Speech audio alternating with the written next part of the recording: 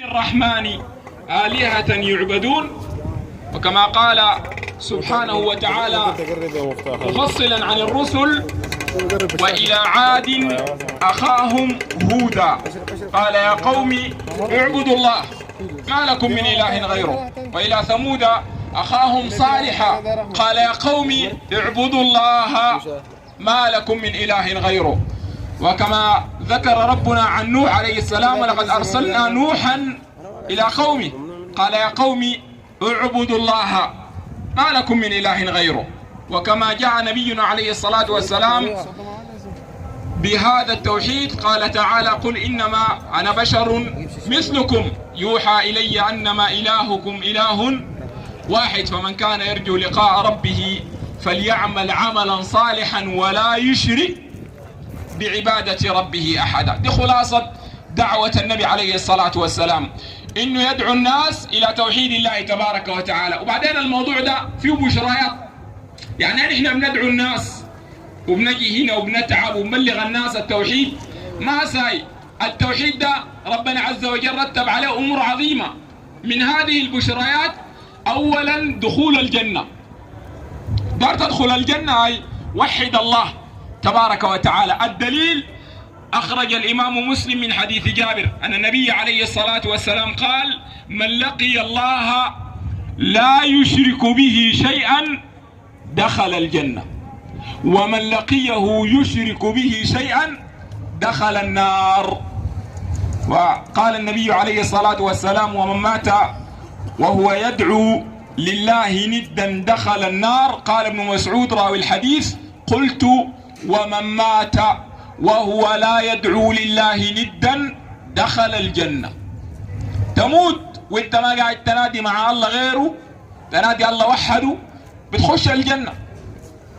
ودي يعني من أعظم فضائل التوحيد، أنه سبب لدخول الجنة. والتوحيد أيضا سبب للأمن والهداية في الدنيا والآخرة. قال الله عز وجل: الذين آمنوا ولم يلبسوا إيمانهم بظلم أولئك لهم الأمن وهم مهتدون. قال الربيع بن أنس: الذين آمنوا أي أخلصوا لله وحده ولم يلبسوا إيمانهم بظلم. فسرها رسول الله صلى الله عليه وسلم قال: بظلم أي بشرك. وحتى لو ما خالط قلبك الشرك بتدخل في هذه البشرى وهي الأمن والهداية. قال الحافظ ابن كثير عليه رحمة الله: أي الذين أخلصوا العبادة لله وحده هم الآمنون يوم القيامة المهتدون في الدنيا والآخرة. يوم القيامة ما بتأمن من الخوف إلا تكون موحد. واليوم ذاك يوم صعب، ليلة كثير من الناس في الدنيا دي هنا ده ماشي ساكت لأنه ما عارف عظمة يوم القيامة. النبي عليه الصلاة والسلام لما تكلم عن يوم القيامة قال: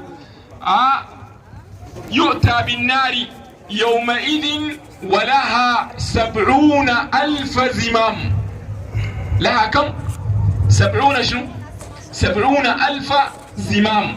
زمام ده يعني بيزموا به ماسكينها به. قال: مع كل زمام 70,000 ملك يسحبونها. دي نار جهنم، دي أعدت للمشركين والكافرين. بعد ذلك يدخلها عصاة الموحدين إن لم يغفر الله لهم. يوم القيامة النبي عليه الصلاة والسلام يتكلم عنه قال: قال: فيضرب الصراط بين ظهراني جهنم فأكون أول من يجوز من الرسل بأمته. قال: ولا يتكلم أحد يومئذ إلا الرسل، وكلام الرسل يومئذ اللهم سلم اللهم سلم. قال: وعلى جهنم كلاليب مثل شوك السعدان. هل رأيتم شوك السعدان؟ قال: فإنها مثل شوك السعدان. قال: فمن الناس قال: فمنهم من يوبق بعمله ومنهم من يخردل ثم ينجو. نسأل الله عز وجل أن ينجينا جميعا ولا تكون النجاة إلا للموحدين. ما بتنجو ما بتعمل يوم القيامة إلا تكون موحد. تعرف ان احنا بنتكلم عن التوحيد ده ساي دار تنجي يوم القيامة تأتي لرب العزة والجلال موحد. لو جيت مشرك أنا أديك حديث بيفهمك لو جيت يوم القيامة مشرك بيحصل لك شنو. قال النبي عليه الصلاة والسلام يقول الله تعالى لأهون أهل النار عذابا، حديث أنس في صحيح مسلم، لو كانت لك الدنيا وما فيها أكنت مفتديا بها كنت بتدفع عشان تمرق من جهنم؟ فيقول نعم، فيقول له الله قد أردت منك أهون من هذا وأنت في صلب آدم ألا تشرك ولا أدخلك النار فأبيت إلا الشرك. تدخل النار بالشرك لو دفعت الدنيا ما بتمرق تاني. موضوع خطير. لذلك الدعاة الصادقون يلتزمون الكلام بالتوحيد ويداومون النهي عن الشرك وإن غضب من غضب. وشوف التوحيد ده زول بيزعل من الكلام في التوحيد ده ما مسلم. والله أنا أديك بالواضح بتغضب لما الناس يتكلموا في التوحيد في حق الله عز وجل أعلم إنك ما دخل الإسلام قلبك. الدليل قال الله عز وجل وإذا تتلى عليهم آياتنا بينات تعرف في وجوه الذين كفروا المنكر، تعرف في وجوه الذين كفروا المنكر يكادون يسطون بالذين يتلون عليهم آياتنا قل أنبئكم بشر من ذلكم النار وعدها الله الذين كفروا وبئس المصير. استدل بقى العلامة حمد ابن علي بن عتيق على انه اللي بيبغض الكلام في التوحيد ما من المسلمين، لا مشرك. ربنا قال واذا ذكر الله وحده اشمأزت قلوب الذين لا يؤمنون بالآخرة. اللي بيزعل ده واحد الما بيؤمن بالآخرة، الما بيؤمن بالله، لكن زول بيجي يسمع التوحيد قلبه ذاته بيرتاح. ليه؟ لأنه ده حق الله. تقال التوحيد ده شنو؟ ده حق الله عز وجل. انت لما يشيلوا حق ابوك مش بتغضب؟ بتغضب ولا ما بتغضب؟ حق الله انه يعبد براو. في ناس في البلد دي دايرين الناس تعبدهم مع الله، في ولا ما في؟ شيخ الختمية ونحن الحمد لله طبعا في الحلقة دي بنجيك بالواضح ومن النهاية. تعرف الحق ده بالواضح. شيخ الختمية قال إن كنت في هم وغم فانده وقل يا مرغني آتيك بسرعة. المسلمين لما يحصل لهم هم وغم وكرب بينادوا منه.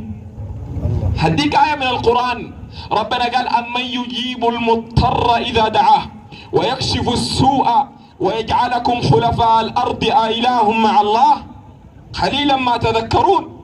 ربنا قال عن النبي عليه الصلاة والسلام وهو أشرف البشر عليه الصلاة والسلام، أشرف من الختمية وأشرف من التجانية وأشرف منهم كلهم الرسول عليه الصلاة والسلام. ربنا حكى عنه والصحابة في معركة بدر كان بينادوا رب العزة والجلال. قال تعالى إذ تستغيثون ربكم فاستجاب لكم أني ممدكم ب1000 من الملائكة مردفين. ده الإسلام، إنك تدعو الله عز وجل براو. لما تستغيث بالله، لما تذبح لله، تنذر لله، تتوكل على الله عز وجل وحده. ومن يتوكل على الله فهو حسبه. لا محتاج له حجاب، لا محتاج له فردة بتاع السفنجة تعلقها في الحافلة تقول دي من العوارض، ولا مكشاشة. واحد بيعلقوا مقاشيش مكشاشة بس تلقى معلقة فوق يقول لك دي بتقش العارض. الناس دي في وهم ولا في جهل بالإسلام.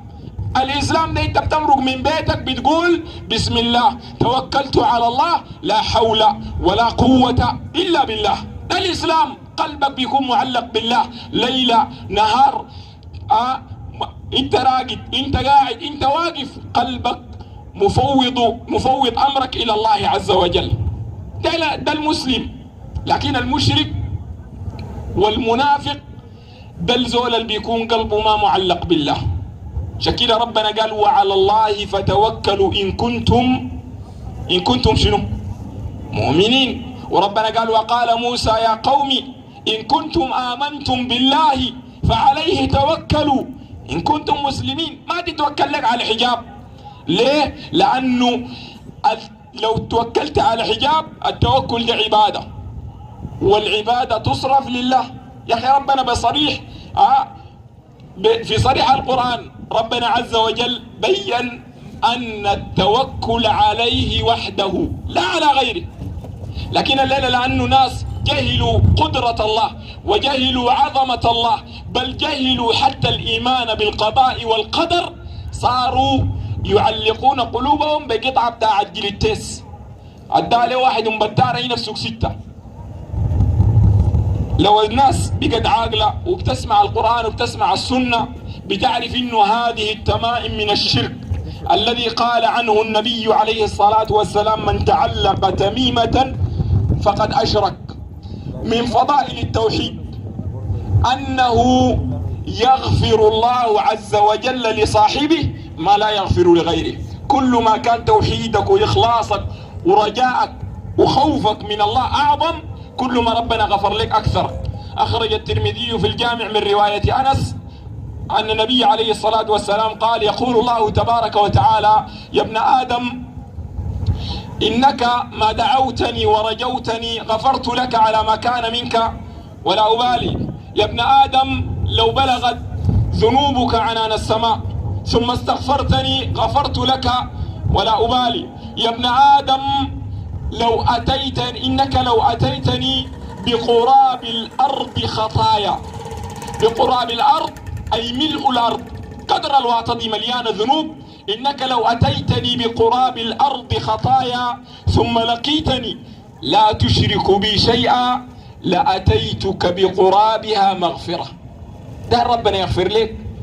خليك موحد، قلبك ده علقه في الله بناو.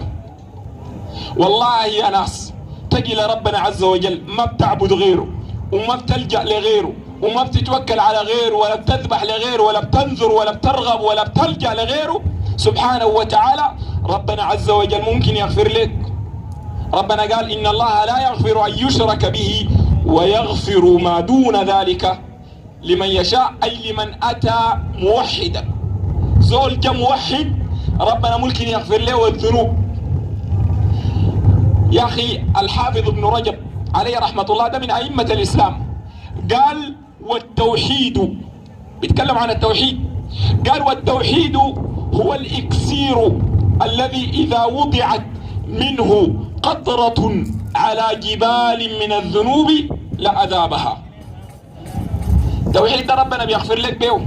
قال النبي عليه الصلاة والسلام كما في حديث البطاقة الذي الحديث المشهور، قال النبي عليه الصلاة والسلام يصاح برجل من أمتي على رؤوس الخلائق يوم القيامة فينشر له 99 سجلا كل سجل منها مد البصر. كم سجل؟ 99. الواحد منا بس لو فرشوه كده مد البصر دي كلها نشرها له قدامه. فيقال أتنكر من هذا شيئا؟ فيقول لا يا رب. فيقال ألك عذر أو حسنة؟ فيقول لا يا رب. فيقال له إنك لا تظلم، فيخرج له بطاقة. اسمع الكلام ده كويس.